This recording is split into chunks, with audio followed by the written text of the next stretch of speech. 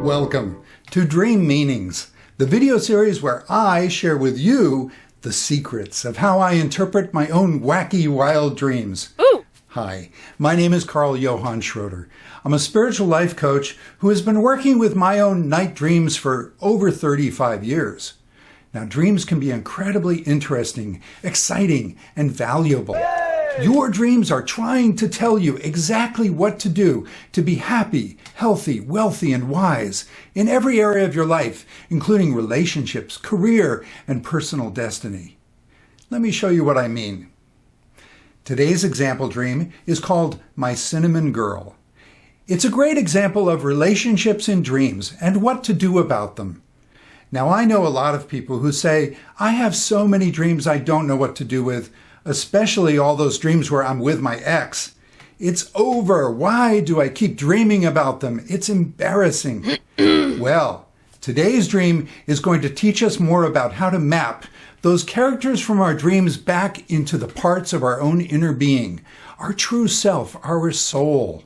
And that is a skill for waking life too, because other people do not exist to make us happy or give our lives meaning. Even the best people for us in that outer world will have limitations that can disappoint or hurt us if we're not centered on our own life energy. It's my own inner being who I always want to take me home. So relax now while I tell you my dream. Imagine that you're seeing it all, so you can ask yourself, if this were my dream, including a possible gender switch, which can be an important spiritual exercise, then what do I think this dream means? There are no right or wrong answers, just what a dream meant for you.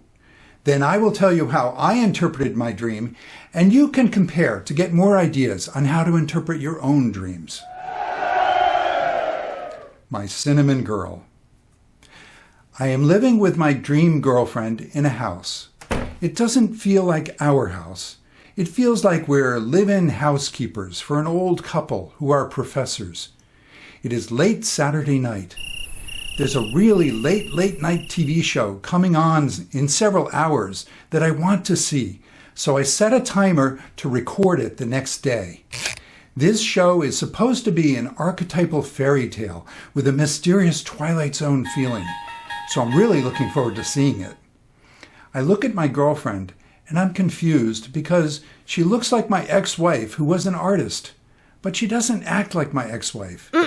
This girlfriend and I are getting along perfectly, and it feels like we belong together forever. On my lap, I'm holding my black Labrador dog named Cooper. Now, Cooper is on his back, so I cradle his neck and I say, Cooper, look up at the sky. Ooh. My girlfriend is to my right, and we start talking about art. I make a small square painting to enter in an art show.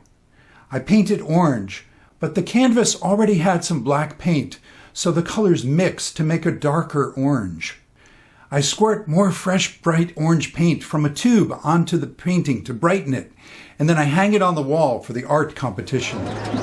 I tell the judges, be careful, because the paint is still wet. When I'm facing the wall and gathering my supplies to take home.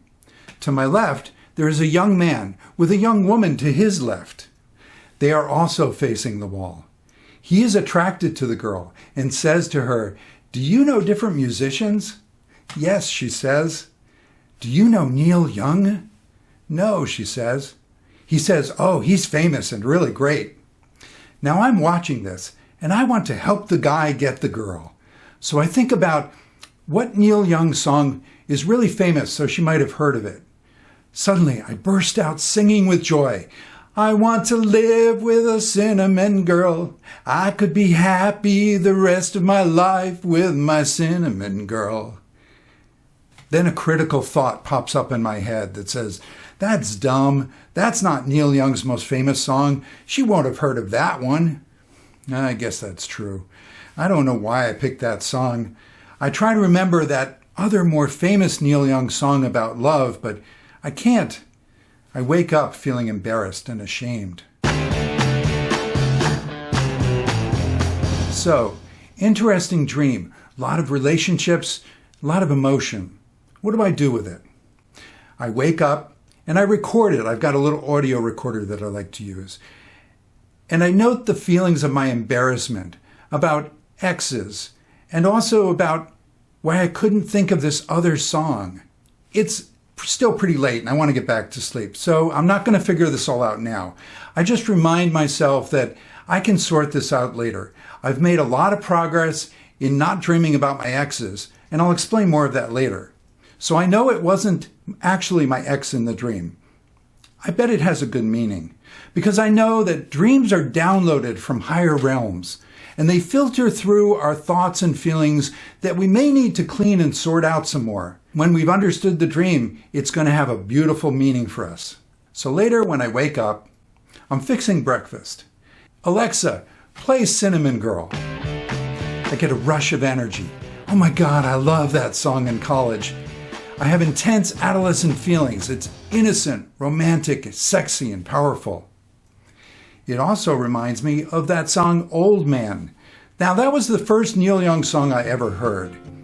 Kind of interesting, too, that where I heard it was during my first kiss, on my first date with my first girlfriend in high school. We were sitting in the car, not even in the back seat, just in the front seat. And it's kind of funny that, in my innocence, I just thought, you have sex right away. So I asked her, well, shall we have sex now? And she said, well, you haven't even kissed me. So I kissed her. And Old Man came on the radio, that song that talks about, hey, old man, I want love just like you do. And I loved that kiss. It was so wonderful. I forgot all about sex.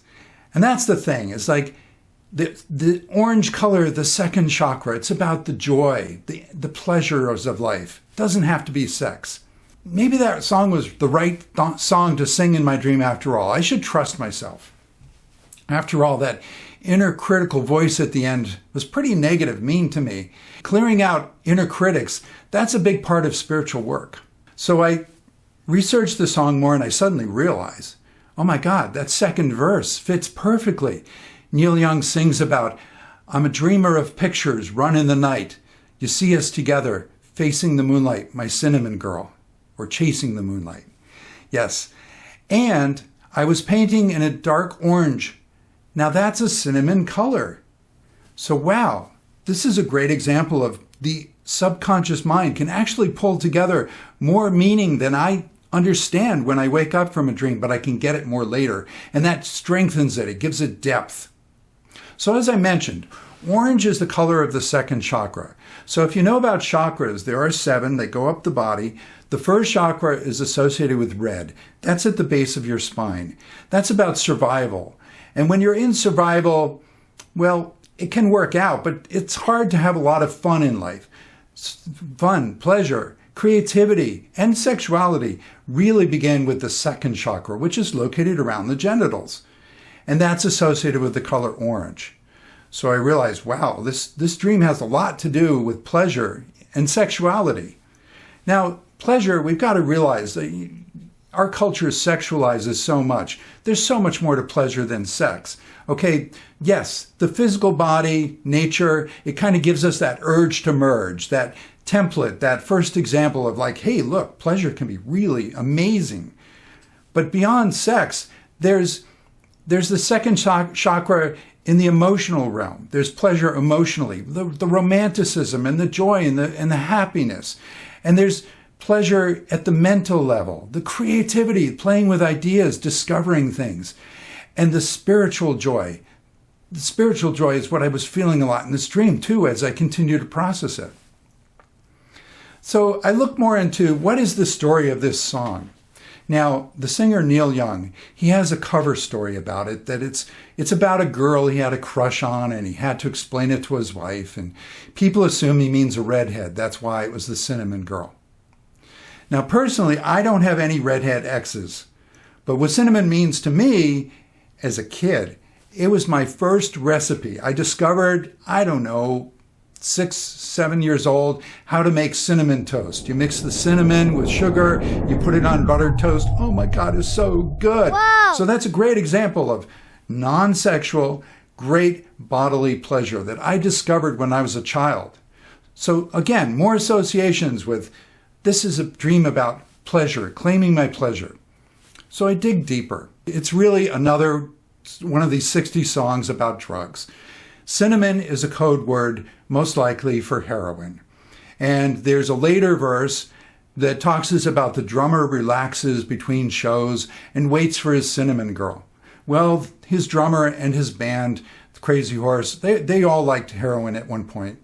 Also, there's a later verse in the song about, "Pa, send me money now. I need another chance. Your baby loves to dance." Well, that doesn't make any sense, really, if you're talking about a romantic girl. Why are you suddenly talking to your parents and begging for more money and saying you need to dance? But dancing was a code word for shooting up heroin. So, yeah, it's another drug song. I'm pretty disappointed. Now, this song was from 1970. 2 years later, Neil Young is doing the song Needle and the Damage Done, and his guitarist and a crew member overdosed. So yeah, there's a lot of heroin issues in that band. I'm really disappointed. Yet another song that sounded romantic, but that was the cover story. It's kind of like that song a while back popped into my head. I was singing it with joy to my inner romantic feelings. That song by the Beatles, "I Gotta Get You Into My Life." And then I read about it. It's actually Paul McCartney had just tried pot, and he's singing about how he really wants to get pot into his life. He sees another kind of mind there. "I need you every single day." But then he tweaked the lyrics to sound like it was a romantic thing for cover, so it would get played on the radio. Okay, so this is time to turn around. You got to turn around in life. When you follow something that inspires you, excites you, that's your soul coming up. That's your soul responding to the world. At some point, the world is not going to be what you wanted it to be, what you were feeling, what it was meaning to you. That's when you got to make what I call the turnaround. You got to get back to what it means to you. It reminds me, years ago, I heard an interview with the Grateful Dead, and they were saying how they get so many fan letters from people saying, "Thank you so much for writing that song all about me. It's the most amazing thing. How did you know all about my life?" And of course, the Grateful Dead was like, "We don't know. You fans, you're reading into it." But there's nothing wrong with reading into things. That is actually the point. Have your personal experience.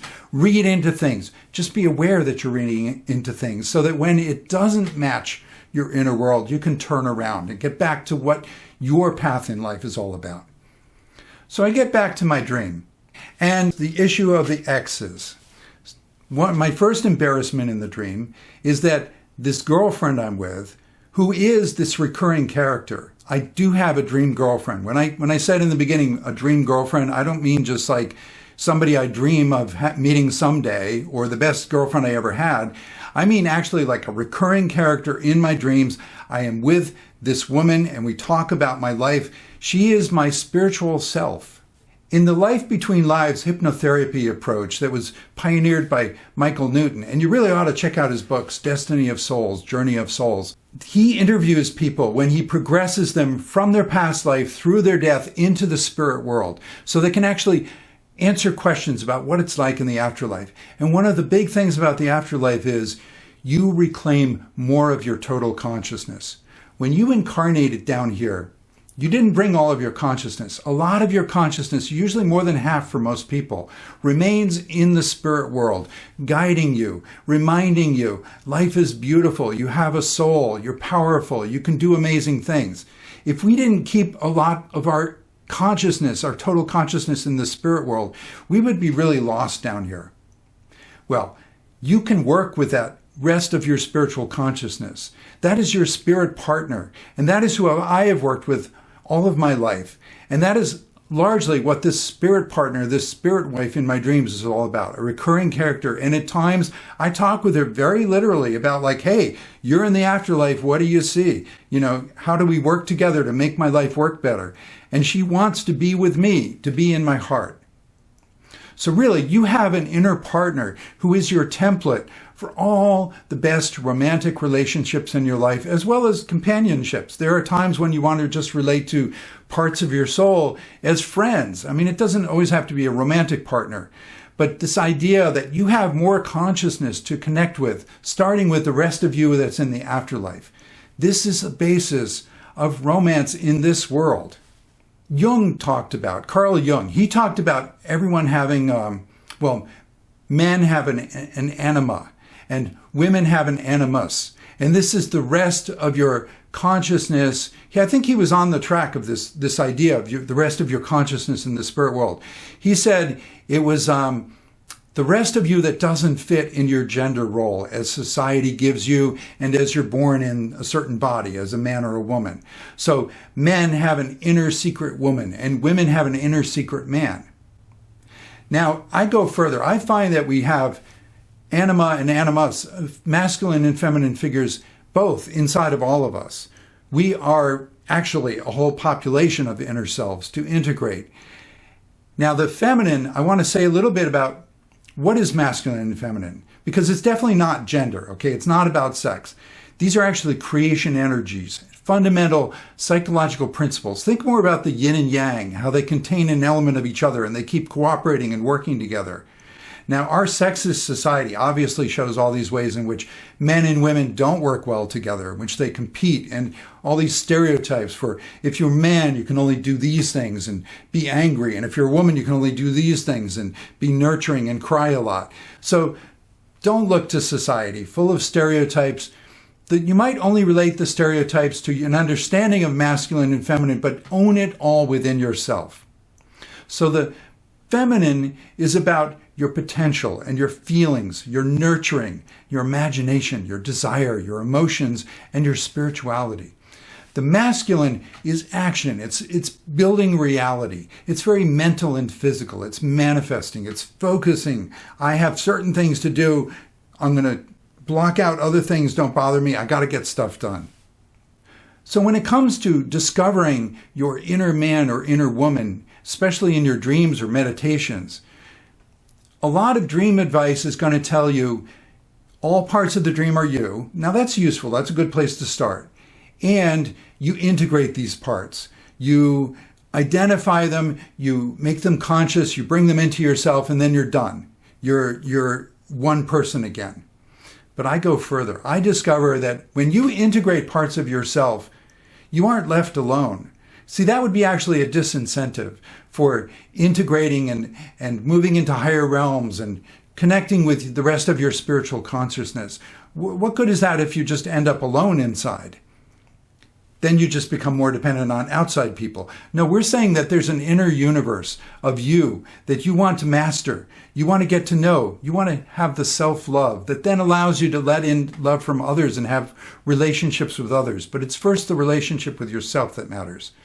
So there's an effect called the union effect, where when you unite with a part of yourself in a dream or a meditation, you take in that part of yourself that they had for you, but they also take in that part of them that you had for them. They become more real. You become more real together.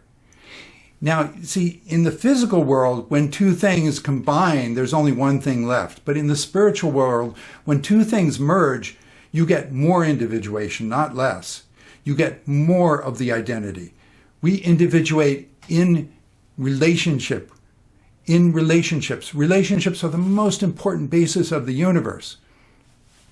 So I wanted to explain some of this because this is the basis for understanding all these relationship-oriented dreams and why you might continue to have dreams with exes and important people in your life, because you're looking to integrate the parts of you that you felt came alive with them. That's what we miss most in a relationship, right? We miss the us that we were. We miss the excitement, the aliveness we had.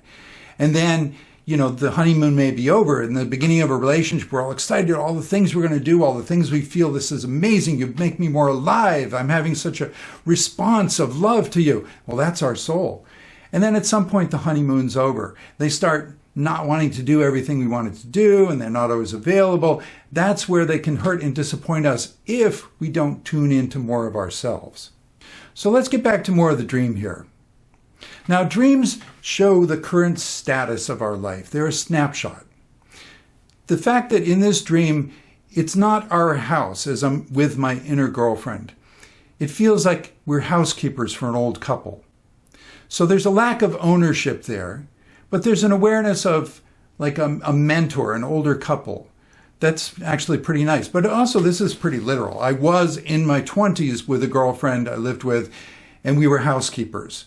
And she was into art also, as well as my ex-wife. So actually, these are two exes associated with the dream, both bringing up the issue of art. So my girlfriend in the dream looks like my ex-wife, but I know that she's not my ex-wife, so it's okay. I can let it go. Now, I have to tell you, I had years of dreaming about my exes, and it was very embarrassing and very confusing. Am I psychically connecting to my exes? Should I never have let them go? Why am I stuck on them? This is so embarrassing. Should I call them up and find out if they had a dream about me? Are we supposed to get back together again? Oh my God, all the stuff people can go through. None of it is likely to be relevant. What's really happening, like I said, you're trying to remember and connect with the you that you were with them. This is why it's important and valuable in dreams to first try understanding all the characters as a part of yourself.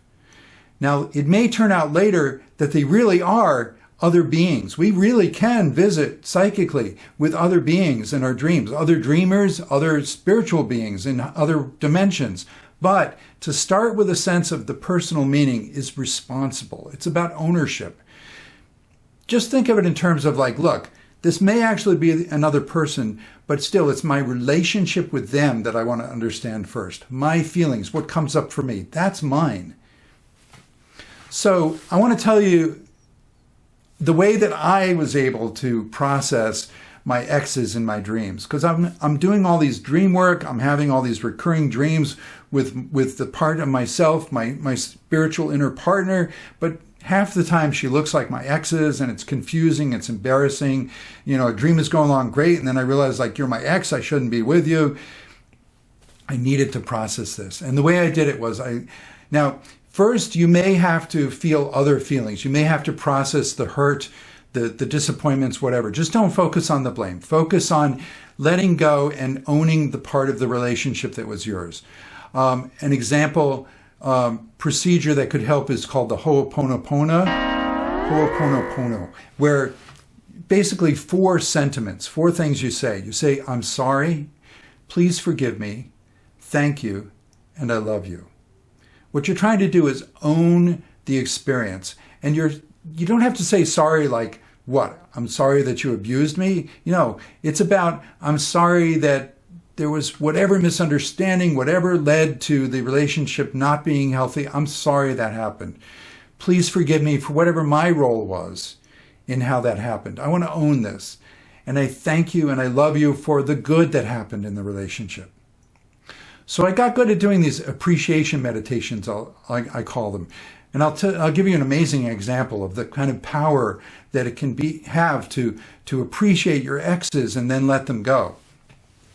I had a girlfriend in college who was really positive, really wonderful for me. And I continued to dream about her long after we broke up in college. And it was getting to be kind of embarrassing. It's like, these were positive dreams. I didn't mind seeing her, but for goodness sake, what's going on here? So I did an appreciation meditation, which is basically like for 20 minutes, I just talk myself through memories of how wonderful that relationship was for me. And I started crying. I had an emotional release. It was amazing. I realized, like, my God, that person was so important to my life. I needed someone to show up and fill that role of loving and exploring life with me. And she was the person who did it. Oh my God, thank you so much. And I just wept. And when I was done, I was done. I was just like, that was a beautiful chapter in my life, and it's closed. It's over. I didn't feel this regret and this longing and wondering, what if kind of thing. Now, something really interesting happened to show that I really did shift the energy. Within days, this ex-girlfriend from college contacted me on the internet, on Facebook. Now, I had been totally out of touch with her for over 30 years. I just knew that she moved to Germany. So she had some German last name. She married someone. I had no way of contacting her. I just forget it. It was like I was letting it go. I was dealing with my dreams of her. I wasn't trying to get in touch with her. Suddenly, she contacts me out of nowhere. She just started thinking about me. And it was an amazing opportunity to like, hey, how's it going? I got to check out with my adult perspective what kind of person was this? Was this a good person for me to have been with? And yes, she really was. I got to ask her questions and realized, yeah, this is a really nice, spiritual, intelligent person. She was perfect for me at that age. And I asked a few more questions to kind of explore like our friendship going forward. Just, how perfect would we be to understand and appreciate each other more? And no, it didn't work. And I just realized this was right. It was a perfect relationship at that time. It ended when it needed to end. I went on to other experiences in my life. It was a great, great closure. And it all came from an appreciation meditation of a past relationship. And I almost never dreamt of her anymore when I had dreams of my inner woman, my inner girlfriend. So let's look more at this dream again. The recording symbol, the idea of that it was late Saturday night and I need to set to record the TV show. Well, this dream was Sunday morning. So that was real timing. It actually was early Sunday morning. So the dream of me thinking that it was Saturday night and I want to record the show from Sunday morning, it was actually me, my consciousness, setting up a dream recording mechanism. This happens in dreams. If you have a dream where you repeat something to try to remember it, or maybe you try to write it down, or I've had dreams where I take it my cell phone, great symbol there, right? A little pun like cellular memory, to take pictures, to try to remember something.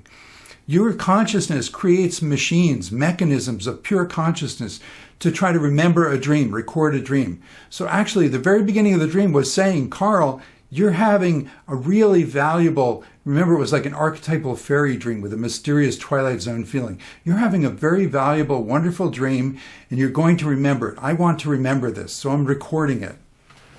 So I'm going to record this dream. I'm looking forward to seeing it. And then I look at my girlfriend. And she, as I said, she looks like my ex, but I know she's not my ex. So that's cool.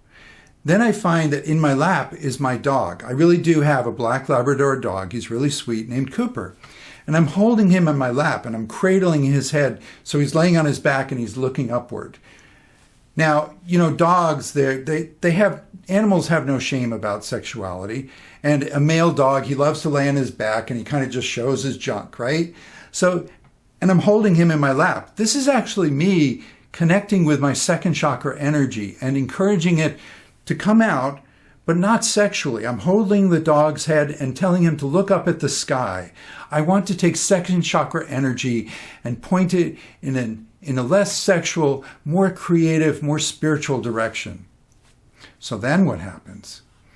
I want to make a painting. I talk about art with my inner woman, my spirit partner, my spirit wife. And I have a little square canvas. So square, that's the four directions, the manifestation. This is something very solid in life I want to create. And I have this orange paint, again, the pleasure of the second chakra. And I start painting on the canvas.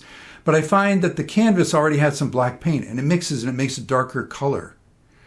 So there's a sense here of the darkness, the complexity of life. Doesn't have to be negativity, but the complexity of life. It modifies the pleasures you can have from your second chakra. And it's true. Life makes your pleasures deeper and more profound as you process things. So, and remember, my dog is black, the Cooper. And a dog, any kind of loyal pet in a dream, represents your body usually. The sense of a positive ego, your relationship, your positive relationship with your human being that you live within as a spiritual being. Okay, so then I want to exhibit the painting. And I say to the judges, be careful judging it. It's still wet. Water, it represents emotions. What I'm saying is this issue is emotionally sensitive. But I do want my creative energies to be seen. So I paint the painting, I put it on the wall for the exhibit. Now I'm breaking out parts of myself. This is more literally the animus and the anima, that I've got a man next to me and a woman next to him, and I'm watching them talking. This is the wonderful thing about dreams. It's not physical realm. It's the next energetic dimension above the physical, the astral plane, the emotional plane. You can actually have multiple points of perspective, and you can see and interact with parts of yourself. So I am seeing my inner masculine who wants to connect more with his inner feminine. So it's cute. They're having this nice kind of sweet, pickup conversation about musicians and music. And the guy says, "Do you know Neil Young?" Well, as I mentioned before, Neil Young connects with my first girlfriend, my first kiss. Old Man on the Radio was playing and my first kiss. So that's my connection with Neil Young. You might have other connections you could play with. Well, there's the pun of Neil Young when I was younger, and perhaps kneeling. But so the idea of this guy is asking, do you know Neil Young? Well, music. Music is harmony. Music is an amazing thing. Have you ever noticed, I often wake up from dreams with a song in my head. Or you get a song suddenly and you start singing it, and then you realize oh, those lyrics, they really speak to what's happening right now. It's because spirit can really communicate well with music. Music is a harmony of all the levels. It's physical vibrations, it's emotional energy, the beauty of the music and the power of the emotions. It's the mental plane. It's the harmonies, the mathematics of music, the relationships, the perfect ratios. And then it's the spiritual. Music is all about a system that's working beautifully together, the symphony, the harmony of life. So music is an amazing, powerful vehicle in dreams. And I often have dreams that have little bits of music come in to really accentuate and bring home a powerful message. So this guy is wanting to pick up the girl, and he says, "Do you know Neil Young?" "Oh, Neil Young is really great." And at this point, I want to jump in because my second chakra energy is really ready with something. My subconscious has pulled together a meaning, the cinnamon of the dark orange color, the connections of Neil Young for me, the pure joy of it. Oh, and yes, that line of a dreamer of pictures I run in the night, chasing the moonlight, see us together. I'm suddenly singing with joy this Neil Young song. "I want to live with my cinnamon girl. I could be happy the rest of my life with my cinnamon girl." Great, great energy. And then the negativity comes in, the inner critic. "Oh, that's not the most famous song. Oh, you shouldn't have sung that." And I'm thinking there is another more famous song. That's the one I should have. And I wake up with all these shouldas, right? But that's fine. This is a perfect example of a dream, some beautiful stuff from higher realms filtered down through. And at the very end, it has to filter through some of the negativity, some of the inner critic, some of the shame around sexuality, right? We all have a lot of healing to do in our second chakra, starting with the shaming of sexuality. So yeah, the other song I was trying to remember, finally remembered it later, okay? It was Heart of Gold. You remember, that was the one in 1972. Neil Young actually broke through. It was his only U.S. #1 hit. It made him a pop star, much more than he wanted to be. After that, he was like, I don't want to make a pop song like that. But Heart of Gold, that's his most famous song. And the reason why I couldn't remember it, it's a song of regret and longing. I keep searching for a heart of gold. I want to find a heart of gold. I can't find a heart of gold. Doesn't fit with the meaning of the dream, because I have found my heart of gold. I am with my inner woman, my spirit partner, my soul. I'm just working through more of the details of the joy of the second chakra. So, to conclude, I want you to understand that this idea of you have a world of beings, of parts of you inside of yourself. And these aren't just symbols. They aren't just psychological tools to integrate. They are actual beings who become more alive, more individuated as you understand your individuation with them. And you have a soul partner, a spirit partner, the rest of your spiritual consciousness.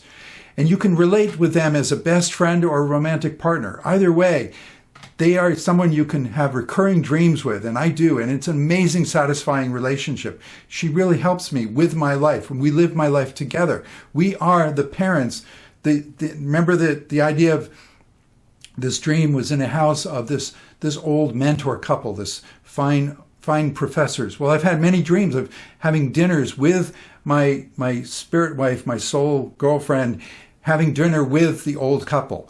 They are the next level of myself, of she and I, as the wise old ones who are happy together, live a long, happy life.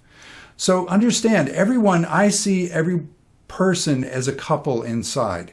So when we have a relationship on the outside with someone, it's actually a couple of couples. There are 4 people involved, which could get a little kinky, but basically the idea is you want to be empowering each other. You don't want to get locked in these romantic, tragic feelings of like, oh my God, my better half, and then I lost her. Oh my God, I'm nothing without you. Don't go that direction. Go the direction of like, we resonate with each other's inner couples. We help to bring more of our aliveness to the surface. And we empower each other. We become more whole, each of us, when we help each other. That way, all relationships in your life can be empowering, joyful, and come from this creative, joyful energy of the second chakra, which doesn't have to only be sexual. So I hope this has helped you. I wanted to pack a lot of great ideas about relationships because they're so important in dreams. How to process them, how to get more of your soul. If you like this video, please subscribe. It's a part of this series that I'm really enjoying making. I think YouTube has a bell you can ring to get notified when a new one comes out. And I look forward to seeing you the next time on Dream Meanings.